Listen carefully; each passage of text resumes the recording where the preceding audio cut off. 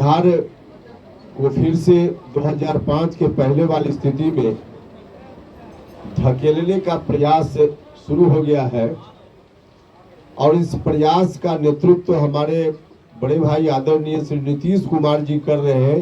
यह बहुत ही दुर्भाग्य का विषय है। जनता दल यूनाइटेड को समाप्त होने से दुनिया की कोई ताकत नहीं बचा सकती है, क्योंकि नमस्कार, आप देख रहे हैं नेशन सिटी लाइव। मैं हूं सुधेंदु रमन। देखिए, आज राष्ट्रीय लोक जनता दल के जो सुप्रीमो हैं उपेंद्र कुशवाहा, उन्होंने एक बड़ा ऐलान कर दिया है। मैं आपको बताऊं कि उन्होंने साफ तौर पर कह दिया है कि जनता दल यूनाइटेड को बर्बाद होने से, समाप्त होने से दुनिया की कोई भी ताकत नहीं रोक सकती है। उन्होंने साफ तौर पर कहा है, मौका था आज जो मुंगेर के पूर्व सांसद और बिहार सरकार के पूर्व मंत्री डॉक्टर मुनाजिर हसैन आज पार्टी की सदस्यता उन्होंने ग्रहण की। इसी बीच जिस तरह से उपेंद्र कुशवाहा का बयान आया है, उन्होंने साफ तौर पर कहा है कि जिस रास्ते पर नीतीश कुमार चल रहे हैं, जो 2000 पहले की स्थिति थी वही स्थिति अब आ गई और उसके मुखिया जो है नीतीश कुमार बन गए। उन्होंने साफ तौर पर कहा है कि जनता दल यूनाइटेड को समाप्त होने से दुनिया की कोई भी ताकत नहीं बचा सकती है। पहले सुनिए कि क्या कह रहे हैं उपेंद्र कुशवाहा। डॉक्टर मुनाजिर हसन साहब जो कोई परिचय के मोहताज नहीं है, आप सब लोग इनको जानते हैं, बिहार के लोग जानते हैं।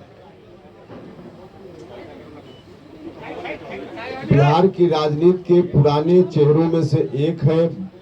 बड़ा नाम डॉक्टर मुनाजिर हसन साहब का काफी पहले से रहा है। बिहार सरकार में मंत्री भी रह चुके हैं, मेंबर पार्लियामेंट भी रह चुके हैं। बिहार की राजनीति में बहुत पहले से महत्वपूर्ण स्थान इनका रहा है, आज भी है और आगे भी रहेगा। आज इन्होंने हमारी पार्टी की सदस्यता ग्रहण की है, तो सबसे पहले मैं अपनी ओर से, अपनी पूरी पार्टी की ओर से राष्ट्रीय लोक जनता दल में इनका स्वागत करता हूं, इनको बधाई देता हूं, शुभकामना देता हूं। साथ ही साथ इनके साथ आज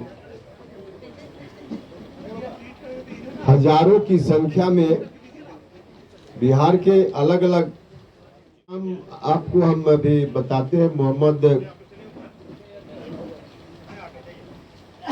मुजाहिद हुसैन साहब उर्फ लाल बाबू जी, दीपू श्रीवास्तव जी, इरशाद जी, ललन जी, विनोद सिंह जी, चंद्रभूषण कुशवाहा जी, खालिद अजीज जी, कुणाल मोहन गांधी जी, फैजी अली साहब, शहनवाज आलम जी, कासिम मुखिया जी, गीता चौधरी जी, ये सब लोग प्रमुख नेता हैं। इसको नाम ही नहीं है, तो नाम देते ना। चलिए, बाकी हजारों की संख्या में बिहार के अलग अलग हिस्सा से इनके साथ आज राष्ट्रीय लोक जनता दल की सदस्यता ग्रहण करने वाले साथी हैं जो उपस्थित है आपके सामने। तो सब लोगों का हम अपनी पार्टी की ओर से स्वागत करते हैं। इनके आने से राज्य भर में पार्टी को मजबूती मिलेगी, ताकत मिलेगी और पार्टी फिलहाल जिस मिशन मकसद में लगी हुई है उसमें कामयाबी मिलेगी। आप सब लोगों को मालूम है कि बिहार को फिर से 2005 के पहले वाली स्थिति में धकेलने का प्रयास शुरू हो गया है और इस प्रयास का नेतृत्व हमारे बड़े भाई आदरणीय श्री नीतीश कुमार जी कर रहे हैं। यह बहुत ही दुर्भाग्य का विषय है। दूसरे लोग करते तो बात समझ में आती, लेकिन स्वयं नीतीश कुमार जी आमदा है इस बात पर कि कैसे राज्य को फिर से उन्हीं हाथों में सौंप दिया जाए जिन हाथों ने बिहार को हर तरह से तंग किया था, बर्बाद किया था। अराजक माहौल में धकेल दिया था और नीतीश जी को भी बिहार के लोगों ने बार बार उनके आग्रह पे आशीर्वाद दिया, मैंडेट दिया। उस स्थिति से बिहार बाहर आए, उन लोगों के हाथ में बिहार फिर से नहीं जाए, इसी बात को ध्यान में रखते हुए। लेकिन नीतीश जी की राजनीति की जब अंतिम पारी अब चल रही है, तब नीतीश जी ने पूरे तौर पे ऐलान कर दिया है और बार बार बोल भी रहे हैं कि फिर से उन्हीं हाथों में हम बिहार को सौंप देंगे। इस निर्णय को बिहार के लोग कतई नहीं पसंद करने वाले हैं। लोगों के मन में इस बात को लेकर नीतीश कुमार जी के खिलाफ काफी आक्रोश है, गुस्सा है। यही कारण है कि हमारी पार्टी के साथ भी बड़ी संख्या में लोग हर जगह, हर जिला में आ रहे हैं और एक से एक, खास करके जनता दल यूनाइटेड के कार्यकर्ता, नेता सब लोग आज वहां से विमुख हो गए हैं और अलग अलग पार्टियों की ओर लोग देख रहे हैं।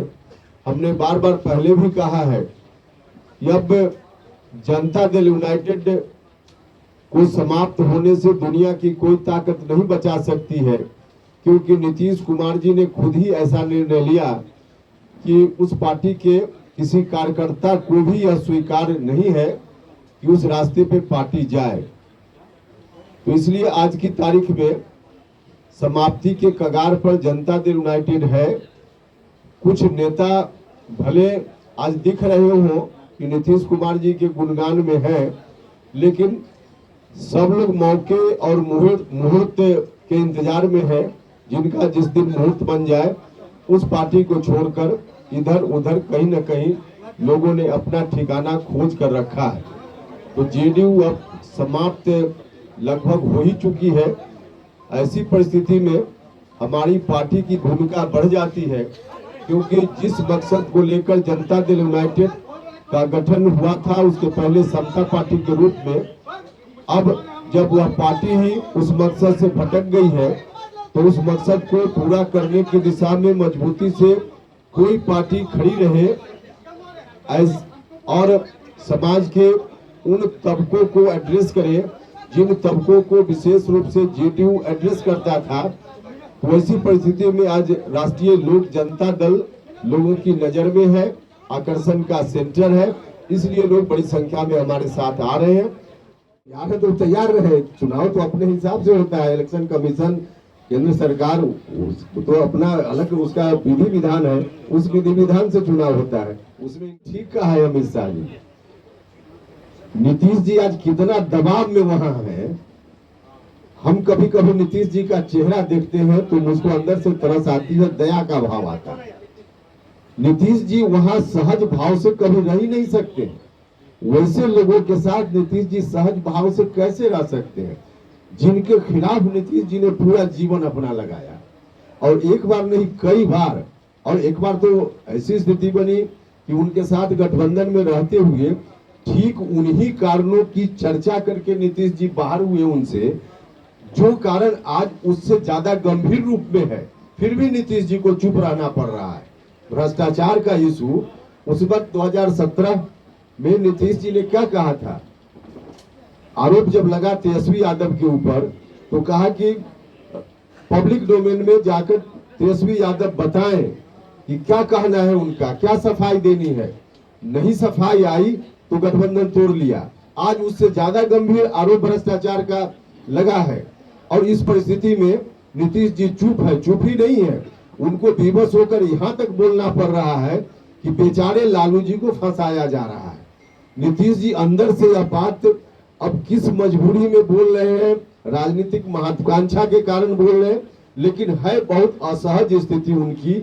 इसलिए अमित शाह जी ने अगर कहा कि तेल और पानी जैसा संबंध, तो बिल्कुल ठीक है। एक बात पर मेरी आपत्ति है, जवाब आपने सवाल किया मुनाजिर साहब से, जवाब इनको ही देना चाहिए था, लेकिन चूंकि आपने पार्टी को बीच में लाकर ऐसा आरोप लगा दिया पार्टी के ऊपर कि मुझको बोलना जरूरी हो गया। आपने कहा कि बीजेपी में जाने का यह दूसरा रास्ता है। माफ कीजिएगा, पार्टी को इस नज़र से अगर आप समझ रहे हैं तो मुझको लगता है कि ठीक नहीं है, इससे ज्यादा मेरी प्रतिक्रिया देना मुनासिब। लेकिन सेकुलर कैरेक्टर, नीतीश जी जीवन भर बीजेपी के साथ रहे, आज अलग हुए तो सेकुलर हो गए। अब उन दिनों सेकुलर नहीं थे। नीतीश जी तब भी सेकुलर थे, हम विरोधी अलग बात है, लेकिन नीतीश जी बीजेपी के साथ थे तो सेकुलर थे और आज भी सेकुलर है। उसी तरह से उपेंद्र कुशवाहा बीजेपी के साथ न रहे तो भी सेकुलर है, बीजेपी के साथ है तो भी सेकुलर है। इसलिए ऐसा किसी के बारे में मत कहिए। हम विरोध में हम नीतीश जी को आज कह दें कि सेकुलर नहीं है। देखिए, राजनीति में कुछ चीज ऐसी है जिसकी मर्यादा रहनी चाहिए, तो इस तरह से मत देखिए कि बीजेपी में जाने का ही दूसरा रास्ता है, बिल्कुल गलत बात है। साथियों, आज हम सब यहाँ जमा हुए हैं माननीय उपेंद्र कुशवाहा जी के नेतृत्व में जनता दल, राष्ट्रीय जनता दल में आपकी सदस्यता ग्रहण करने के लिए। साथियों, 3 महीने से पूर्व हमने जनता दल यू को त्यागने का काम किया था। हमने देखा कि राष्ट्रीय महागठबंधन के अंदर अक़लियतों का, गरीबों का महामारी हो रही है, उनकी अनदेखी हो रही है, और जनता दल यू के अंदर तो अक़लियतों को बिल्कुल हाशिए पर ला के खड़ा कर दिया था। ऐसा देखते हुए मुझको लगा कि यहाँ पर हम लोगों का कोई भविष्य नहीं है। हमारे जैसे लोग तन तनहा महसूस कर रहे थे, और ये पार्टी महागठबंधन जो था, महागठबंधन बिल्कुल 2005 के पहले वाली स्थिति में आ गया। जैसा कि माननीय हमारे उपेंद्र कुशवाहा जी ने कहा, हम लोग यहाँ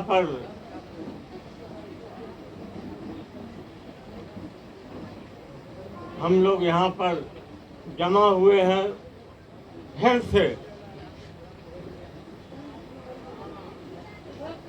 फिर से एक नया बिहार बनाने के लिए, माननीय उपेंद्र कुशवाहा जी को बिहार का नेतृत्व मिले, बिहार का मुख्यमंत्री बनाने के लिए।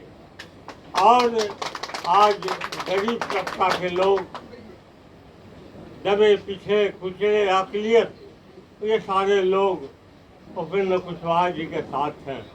पहले तो ये कुशवाहा समीकरण को लेकर के चल रहे थे और गरीब तबका को लेकर के चल रहे थे।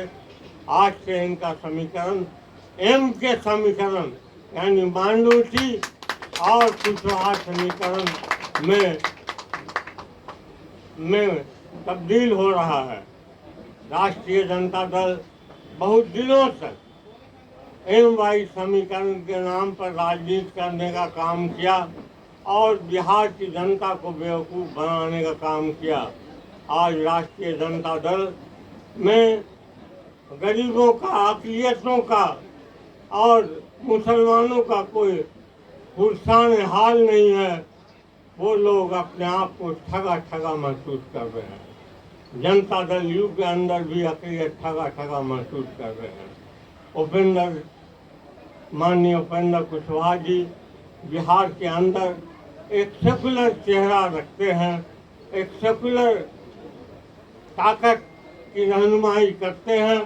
हम समझते हैं कि हम सब मिल करके एक ऐसा समीकरण बनाएंगे जिससे बिहार के अंदर एक नया आयाम मिले, नए विश्वास के साथ बिहार आगे बढ़े और बिहार का नेतृत्व माननीय उपेंद्र कुशवाहा जी के हाथों में हम लोग सौंपने का काम करेंगे। ऐसा हमारा विश्वास और हमारा ये है।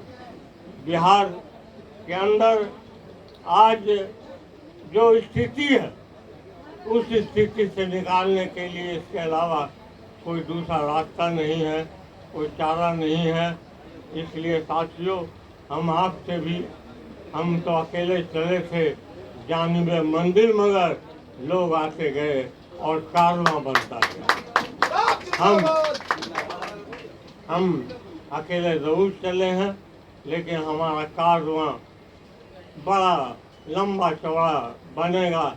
जब हमने जनता दल यू ज्वाइन किया था तो लोगों ने मुंगेर के अंदर, भागलपुर के अंदर, बेगूसराय के अंदर लोग पार्टी को जानता नहीं था, बोलता था कौन पार्टी में जा रहे हैं आप, कहाँ जा रहे हैं।